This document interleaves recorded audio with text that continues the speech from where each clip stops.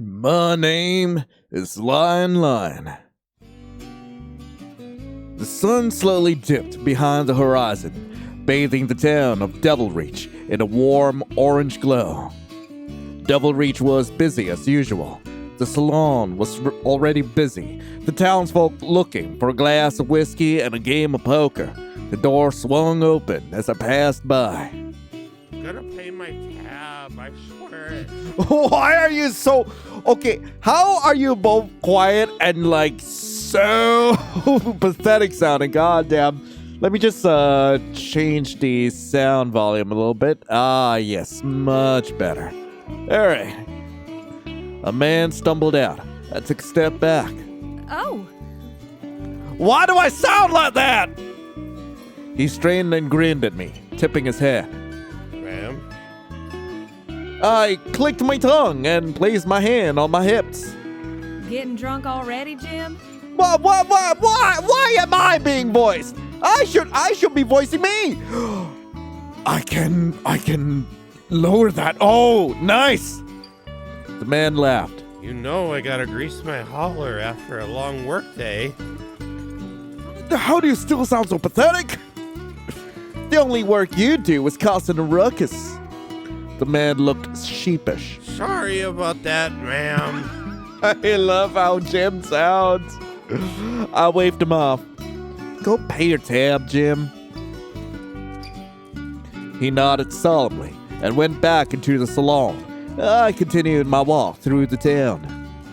Compared to other towns and settlements, Devil Reach was relatively quiet.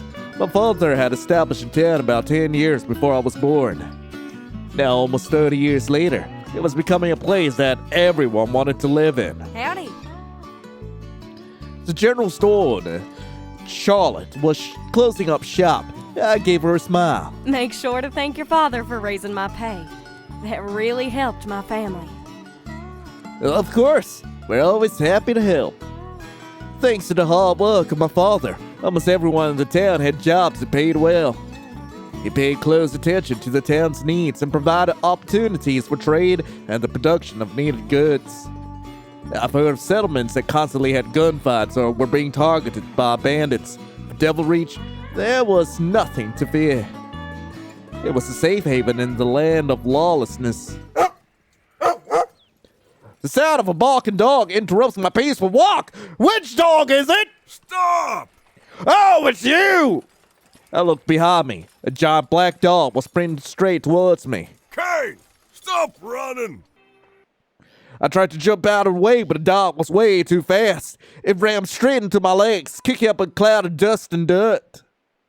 I lost my balance and started to fall. Instead of hitting the hard ground, a pair of strong arms wrapped around me. I gotcha. God, you're big! As the dust cleared, I looked up to see a man smiling down at me. Well, if it ain't Boone Blackwell. Thank you. I'm terribly sorry about my dog. He let out a sharp whistle. The dog immediately sat by his feet. Kane gets excited at the sight of a pretty lady. Oh, called me pretty already. Oh, I can feel my face heat up. Oh, stop being so sweet. He slowly straightened and helped me stand. You know I can't help it. Boone Blackwell owned a ranch on the outskirts of town. He had moved in several years ago and quickly became a favorite in the town. He was charismatic, funny, and never hesitated to help others. It was hard to hate a man who had no qualities to hate. Where headed to, darling? Oh, my paws. We're having an important guest over for dinner. I reached down to pet Kane. Let me walk you. It's getting late and dangerous. I clipped my tongue and rolled my eyes. The sun is barely set. I can't let a pretty lady like you walk alone. Let me escort you. I sighed reluctantly. Oh, all right. Boone motioned forward with his hand and we started to walk. If anyone had to walk me, I was glad it was him. Boone seemed to always show up right when I needed help. So, it's been a while since we last talked. I hummed. Right, sorry, I've been, Busy? You're helping your father open up that new post office, right? How did you know? My eyebrows furrowed. How did you know that? Boone laughed. I see you cut there straight to that empty building, yelling at the workers to make sure everything gets done. Oh. I didn't know I came across like that. We'll try to have it up and running by the end of the summer. You shouldn't be working so hard. You're gonna run yourself ragged. You're always talking to others. It's alright to take it easy. I couldn't help it, pal. I can take care of myself. I know that well. But it ain't worth overworking yourself. When's the last time you came by to go ride with Morgan? Blackwell Ranch not only had high-quality sheep and cattle, it also housed some of the best and fastest horses. Boone was kind enough to teach me to ride. I don't know. He misses you. I suppose I could come visit tomorrow. That satisfied Boone. He'll be excited. Morgan was a difficult horse that seemed to hate everyone except Boone. When I was learning to ride, I found myself avoiding his stall out of fear of getting hit. Or bit. It didn't warm up until I had a pile of sugar cubes in my hand. From then on, Morgan was practically mine.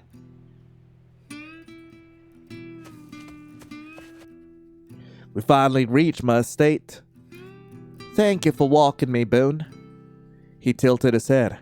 No worries, darling. I hope to see you around the ranch more. I hope to see more of your hairy chest some more. Have a good night, Boone. Before I could even reach for the doorknob, the door opened. Oh, Lion! Pa? Pa's eyes widened as he looked over to the cowboy next to me. He smiled. Boone Blackwell. What a pleasant surprise. Pa, you don't sound like how I imagine you to sound, Pa! Did you walk my lovely daughter home? Boone took off his hat and placed it over his chest. Yes, sir. Thank you kindly. Why does Pa sound like that? He bowed his head. Just doing my duty. I'd do anything to protect someone as sweet as her. I watched the exchange in embarrassed silence. Boone really couldn't resist charming every person he talked to, couldn't he? Why don't you come in for dinner? Pa, we can't. Nonsense. She's right, sir. Don't want to interrupt that important meeting with the postmaster. That was odd. I never mentioned that the guest was the postmaster. How did he know that? Oh, we don't mind. Come in, come in. I even have a treat for your dog. Kane's tail started to wag happily at the word treat. He followed Pa into the house. I hesitated walking in. Something wrong, darling? How'd you know about the postmaster? Never mentioned the postmaster coming over. How'd you know? Boone raised an eyebrow. We were just talking about the post office. You said he was coming over. No, I didn't. I was sure I didn't. Yes, you did. Am I being gaslit right now? He sighed and shook his head. See, you're overworking yourself so much you can't remember what you said. Am I being gaslit by a cowboy? I suppose so. Let's get inside. They're waiting on us. Kane was already under the dining room table, chewing happily on a bone. After making introductions, I sat down next to Pa as Boone and the postmaster, Clay, sat across from us. I stopped by the new post office on my way here. It's coming along nicely. It is. I have my daughter to thank for that. She's been a real help, getting things done for us. I was in the middle of eating a spoonful of stew. I quickly chewed, covering my mouth with my hand. It ain't much. I'm just doing whatever you told me to. You are doing much more than that. You're the one who said we should build it near the north end of town, so it's closer to the next settlement. You also went to every business and gave them an address, so they wouldn't have to deal with it when the post office opens. Well, well. Seems like your daughter here is a lot of help. She's the jewel of the town. Pa, you're embarrassing me. Clay laughed before shaking his head. I must say, you have a mighty fine town here, Mayor. I couldn't have a fine town without fine people. They make this town what it is. The postmaster turned his attention to Boone. Now, you said you owned a ranch, Mr. Blackwell? That's right, sir. How is being a cowboy? It's hard, but good work. Boone sheepishly smiled. I honestly would have been able to do it without our Jewel. He motioned towards me. She makes work better. Heck, she makes my day brighter. Is that so? He nodded. Seen her around town, talking to folks, reading a book at a big old tree out in the fields while eating sugar biscuits. Things like that always make work easier to get through. Seeing that bright smile of hers. My body went tense. That tree was at least 2 miles from town. No one knew that I went there because I usually snuck out the back of my house. There wasn't a soul that saw me. So how did Boone know? Pa laughed happily, placing his hand on his stomach. If I didn't know better, Mr. Blackwell, I'd think you fancy my daughter. Sir! The doors to the dining room burst open as the deputy ran inside. Oh, hi, Jim! He was sweaty, his eyes wide and frantic. Pa stood. What's wrong? Bandits! My eyes widened. Bandits! Damn it. I was hoping this wouldn't happen. Pa ran out of the room. I can help. The postmaster stood, his hand on his gun holster. Pa came back into the room with several more guns. He handed two to the deputy and postman before holstering one. We'll go drive them out. I stood up. I'll come too. Absolutely not. I need you here, where it's safe.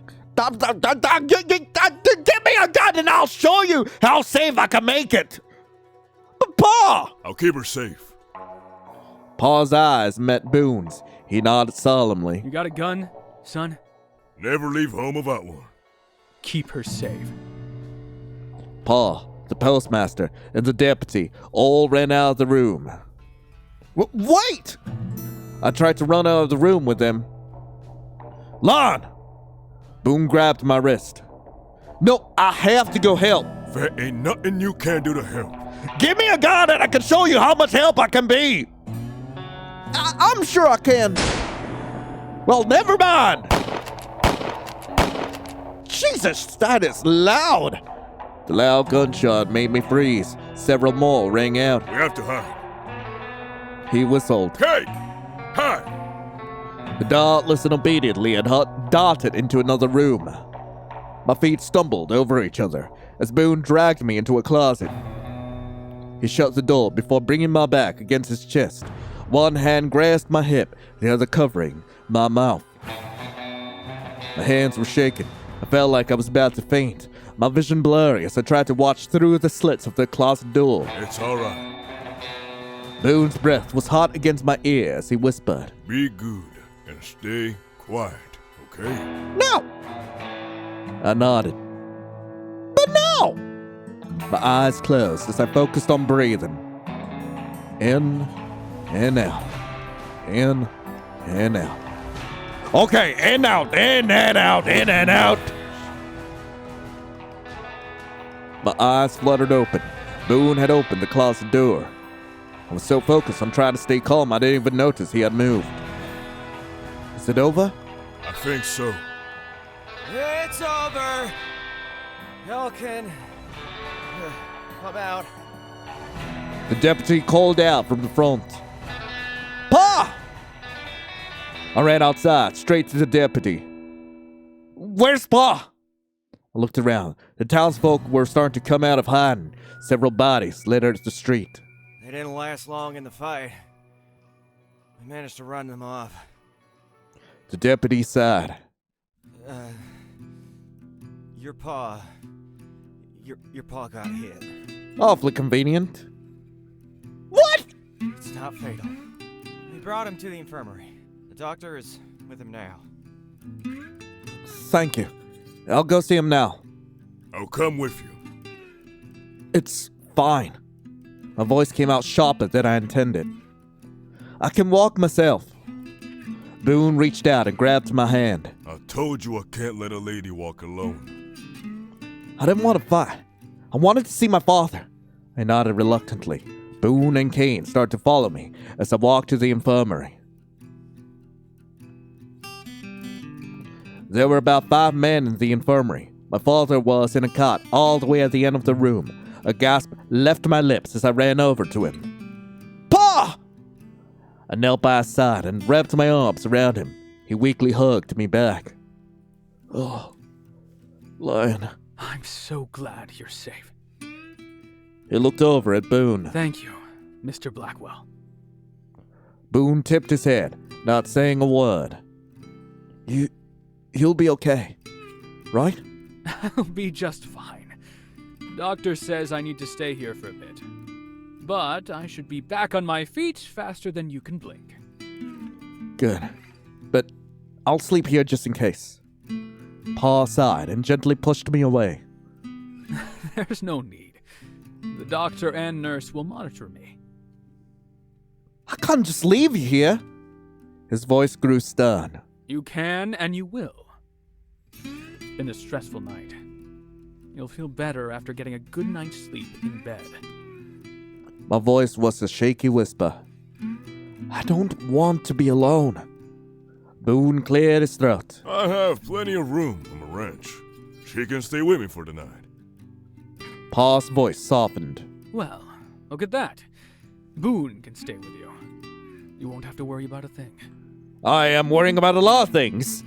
I wanted to protest, but as I stared at Pa in the cot, his skin pale and clammy, I knew that if I stayed, I'd only stress him out. All right. I kissed his forehead. Love you, Pa. I love you too. The walk to Boone's ranch was quiet and grim. The bodies had disappeared, leaving spots of blood. Each step made me weaker and weaker. Everything happened so quickly. Now it was all hitting me like an angry bull. You alright, darling? I shook my head and moved closer to Boone. He wrapped an arm around my shoulder. We're almost there. I had been to Boone's ranch countless times, but never inside of his house. Despite the warm decor, it felt cold. Boone took off his holster and set it on the front table before leading me into the bedroom. I'll get undressed. He didn't leave. Can I have some privacy? He raised an eyebrow. Are you sure you don't need help? Well, get fucked, Boone! I sighed in frustration, my hand moving to unbutton my blouse. My whole body was trembling. I couldn't even grip the buttons correctly. Please help. He chuckled lightly before moving over and unbuttoning my blouse. A shiver ran down my spine at the feeling of his calloused hands against my skin. Why does he look like a villain right now? So I wouldn't mind if he just took me right here and now. He took off my blouse, then my skirt, leaving me with only my chemise. Chemise. After he was finished, he took off his shirt as well. I frowned as I stared at his fit chest before looking away. Let's get you in bed. Boone led me to the bed and pulled back the blanket. I got in. My body slowly relaxed against the mattress. Don't worry your pretty little mind, darling. Everything will be just fine. Stay with me, and I'll protect you. I spoke the words I didn't want to. I thought the bandits were gonna hurt him. Hurt me. They got Pa. What if... My eyes closed as Boone gently caressed my cheek with his fingers. That wouldn't happen. I would never let them hurt you. I told them not to. I knew he was a villain! What the fuck? What? My body froze. Couldn't even breathe. Boone told them not to. What did you say? Boone pulled his hand back. I opened my eyes. What? You said you told them not to. A small chuckle left his lips as he ran a hand over his face. Shit. Should have held my tongue, huh? You really should have. I willed my body to move. I tried to slide out of bed. Whoa. Boone pushed my shoulder down onto the bed. Where you going, darling? To see Pa! You know I can't let you do that. Try moving. I tried moving again. He pushed down even harder on my shoulder before straddling me. His hips had me pinned to the bed. You need to stay with me, darling. Why won't you let me go? Boone sighed, running a hand through his hair. It ain't obvious. Because I love you. Oh, get fucked, Boone! Always have and always will. I wanted to throw up. Boone used one hand to keep me caged to the bed, the other reaching up to touch me. I flinched. What are you talking about? From the moment I saw that cute little smile as you welcomed me to town, He shook his head and grinned. I was smitten. The look in his eyes was enough to send wave after wave of fear through me. You. All those things you knew about me. Why wouldn't I know every single thing about you, darling? I know your schedule. I know your favorite foods. And I know all your little secrets. Pa won't stand for this! Your pa wants nothing more than for us to get married. Not after I tell him what you're doing! Boone shook his head. Tell him, and I'll make sure the bandits won't miss next time. I felt all the fight leave my body. No. Boone sighed, running his thumb across my cheek. I ain't doing this to hurt you. Well, it is anyway! The only way you'll be safe is if you're by my side. No, the only way I'll be safe is if you were dead! I hate you. He frowned. Oh, hush now. You don't mean that. You love me, right? I didn't answer. His eyebrows furrowed. Say it back. Fuck you! I shook my head. The look in his eyes grew more frantic. Boone shook me. Come on, darling. Say it back. Fuck you! His mouth twisted, his voice raising with panic. You have to say it back. You love me, don't you? Where's my gun? Why didn't You anyone... want to stay together, right? Why didn't anyone give me a gun? He sounded so desperate. Made me want to puke. Why would I want to stay with you? You're a monster! You don't mean that. I know you don't. You literally just threatened my dad! Boone leaned down and tried to kiss me. I turned my head. Kiss me. Fuck you! Never! Boone looked like he was about to cry. Well, cry for me, little bitch! Please. I want you to love me. Sounds so much more pathetic than Jim! I want you to kiss me. I want you to touch me. To use that sweet voice to say my name. Man, this guy needs to get a ball through his balls! Do it. I stared up at him. Do it. Please, darling. My voice was a whisper. Never! Of course this happened! Of course! A broken laugh left his lips as he blinked away tears. He took in a shuddering breath. Fine. It doesn't have to be now.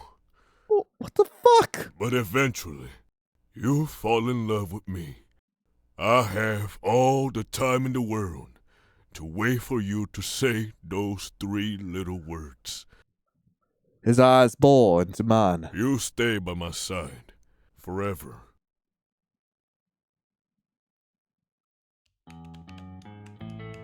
Well, thank God that didn't go any, further than it needed to. Anyway, that was See How the Cat Jumps. I really hope you guys enjoyed it. If you guys do want to play this for yourselves, link to the game will be in the description below.